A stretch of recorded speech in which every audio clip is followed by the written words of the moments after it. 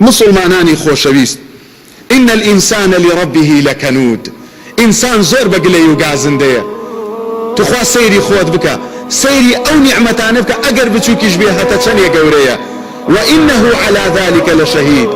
زانایانە فەرموون کە خوای گەورە وا ئەفەرمێ لە دووەم ئاەتە سەرڕای ئەو هەموو ناز و نیعمەت و جوانیی دنیا ئینسانێک هاتووە عەقڵی وا ئەخوێنێتەوە ئەڵێ وەڵاهی باوەڕ ناکەم خوایەک هەبێ، ئەم زەویە دروست کرابێ، ئەم مانگ و خۆرە ساحێبی هەبێ، ئەم ئینسانە بەم جوانیە دروست بووە، عەقڵی هەیە، خۆی دا ئەپۆشێ کە سابەت بۆ ماڵ و ماڵی ئەکا.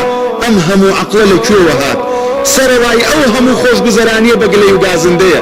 دوای ئەوەش بە چاوی سەری حەقیقەت ئەبینێ و شوێنی ناکەوێ. ئەفەلا یعلم إذا بعثر ما في القبور. ئەرێ نازانن کاتێکە قیامەت هەسا و قەبرەکان زنوو ئەبنەوە. وحصل ما في الصدور. ئەلێرەوە هەموو مسلمانێک ئەبێ ئاگای لە نیەتی بێ، هەموو ئیماندارێک ئەبێ ئاگای لە نیەتی بێ. حصل ما في الصدور يعني محاسبة أكرن لسر نيتكانيان.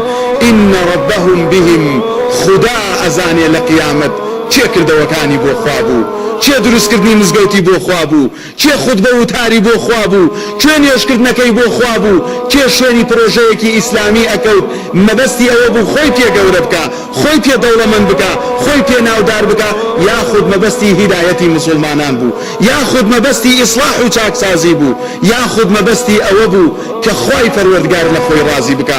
ئینسانی ئیماندار ئەگەر نیەتی بۆ خوا بێ، خوای پەروەردگار لە دنیا پاداشتی ئەداتەوە و لە قیامەتیش کە گەڕایەوە بۆ لای خوای پەروەردگار پشکی شێر وەرئەگرێ لە بەهەشت و پاداشت.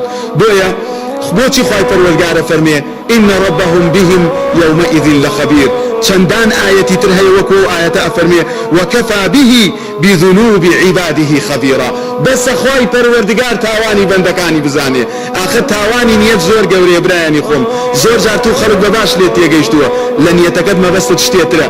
زۆر جار خەڵک وا هەستەکەن تۆ ئەو پرۆژەیەت بۆ خوایە بەڵام لە ناواخنا مەبەستت خوا نەبووە. ئێمە فریو ئەدەی، مسلمانان فریو ئەخۆن، بەڵام خوای پەروەردگار کەس ناتوانێ فریوی بدە.